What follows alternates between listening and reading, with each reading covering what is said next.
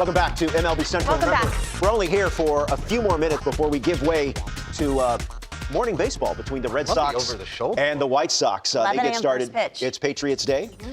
Jonathan Cannon and Walker Buehler. That is your pitching matchup today. I mean, there's nothing better in the world in a Fenway Park. You're underneath. You got gum. You got seeds. You got the eye black in, and then pitcher turns and goes, "You guys ready? Let's go." It's going to be a packed crowd. 11 a.m. first pitch. You change anything? Because usually that's...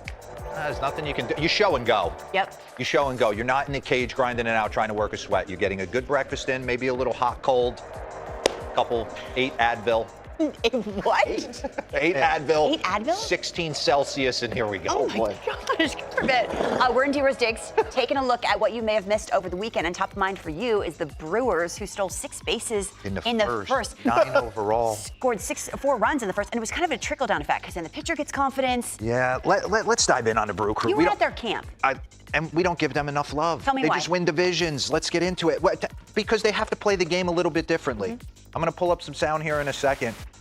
My man Logan Henderson was out on the mound, dominant. It's like they feed off each other. He comes in, makes his start, on to the next. They've only had like the Freddie Peralta. 8 different pitchers have started. Right? Already. So look at Pat Murphy after Craig Counsell leaves for the Chicago Cubs. And I wanted to ask him about playing the game a little bit different in Milwaukee. Take a listen to this.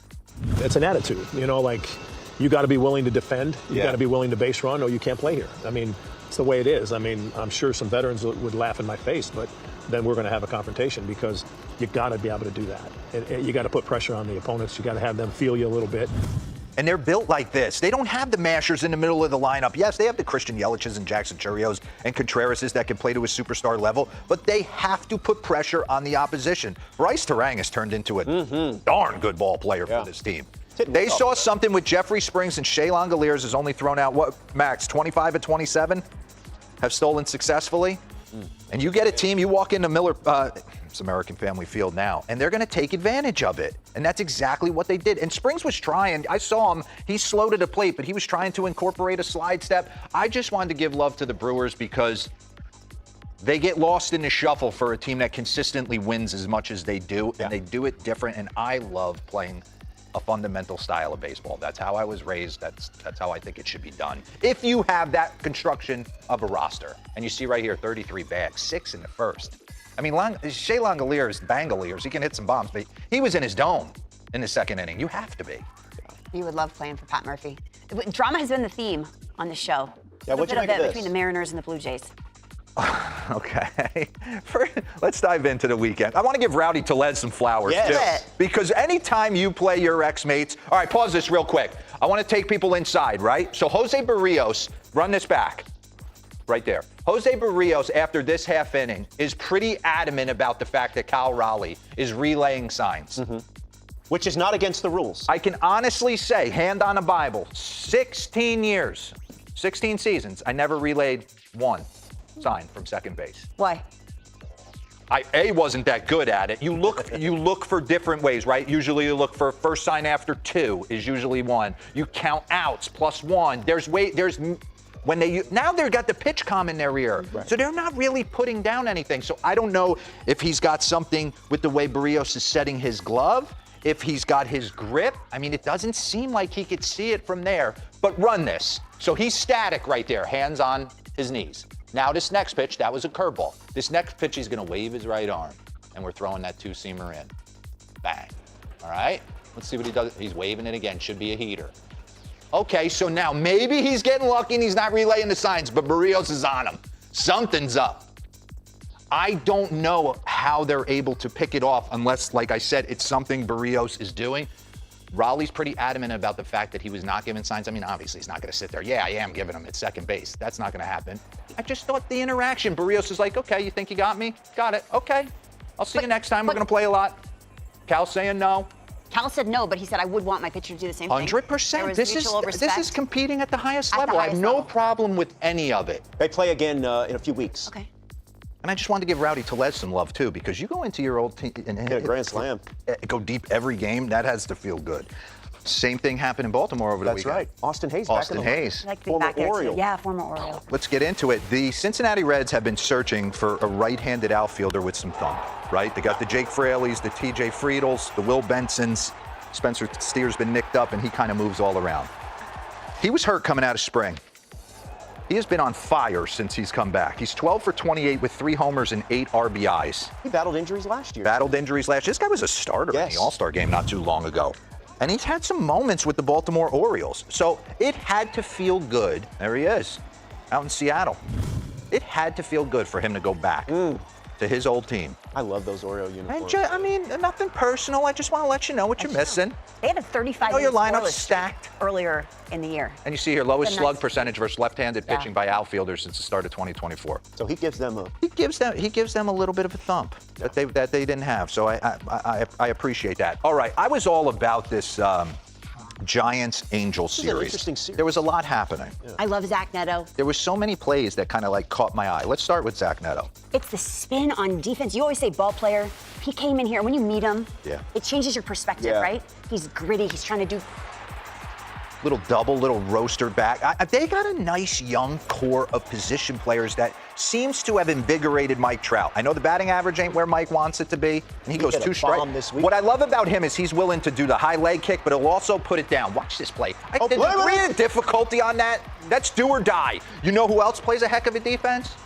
He was playing on the other side, and we've already chronicled it. So love seeing Zach Neto back. Mike Trout on Saturday took a Oh, mommy. He pulverized the ball. You don't even see it land. I think it went to dust.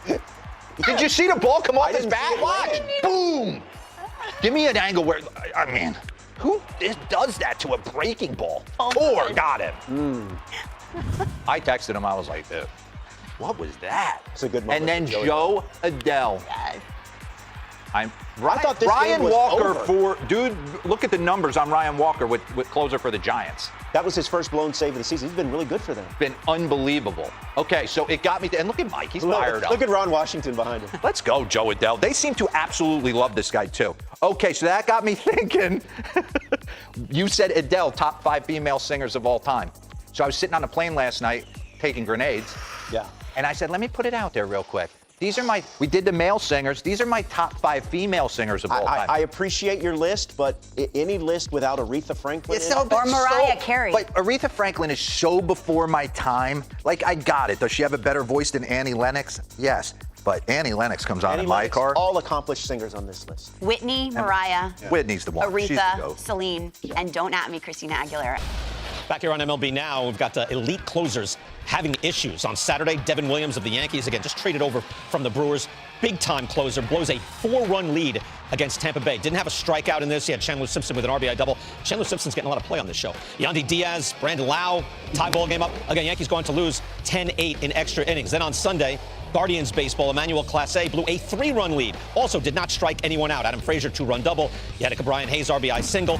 Cleveland would go on to win in extra innings, though. But here's what you're looking at right now. In the regular season, both of these guys had real blow-ups in the postseason. Williams really just a 3-run home run to Pete Alonso, but that seems to have devastated him, or his confidence at the very least. Clase blew up a bunch of times. Look at that, 5 earned runs through the regular season. That's 6 months. And then since the postseason, 17 earned runs in 18 innings. 12 earned runs for Williams in 9 2/3. So we're not making too much of this, Ronnie, right? Back with Ronnie and Steve Phillips, right? It's like this is fairly disastrous. 4-run lead, 3-run lead. These are elite guys. Yeah, there's a combination of many things. But when you're looking at those two guys in particular, their postseasons for Devin Williams, it wasn't that it was a 3-run home run. It was one of the most devastating home runs you can have as a give up as a pitcher. 2-0 lead in the ninth. For your team. Ready to advance. The whole thing. So trying to get that out of your system, it resonates for quite some time. You get off to a quick start, maybe you can get rid of it. You get off to a tough start with a new team pitching for the Yankees, it makes it more difficult. So you think that's it? I think that's part of it. Okay. I think, I'm sure that the Yankees know some mechanical flaws that maybe he has to work on. But those kinds of home runs, whether it's Brad Lidge or Dennis Eckersley, they resonate with you for quite some time. I think, too, Steve, is it because he also has the straight-up cat-and-mouse game of the fastball changeup, right? So it really takes chutzpah to sell that, and right now maybe he's not feeling that. Yeah, I think he's not feeling it. I think the same thing for Clase. The Clase gave up the Kerry Carpenter home run in the postseason last year, and that's what you think about the entire offseason, right? Closers need to have that memory where they just let it go. Right? And they blow a game. You're not a great closer because you save games. You're a great closer because when you blow a game, you come back and save the next one. That's what separates them. And you have an entire offseason to think about it. It can weigh on you. Clase's face looks different. His complexion looks different. His posture looks different. Yeah, his whole aura. Yeah. It does. And so, but here's the thing. Bullpens are the area where general managers make their most mistakes. putting a team together, because you can't quantify innings pitched, appearances, how many times did he warm up and sit down, and how that's going to impact a player the next season. And so many times you come into a season thinking, we've got a great bullpen because we had a great one last year.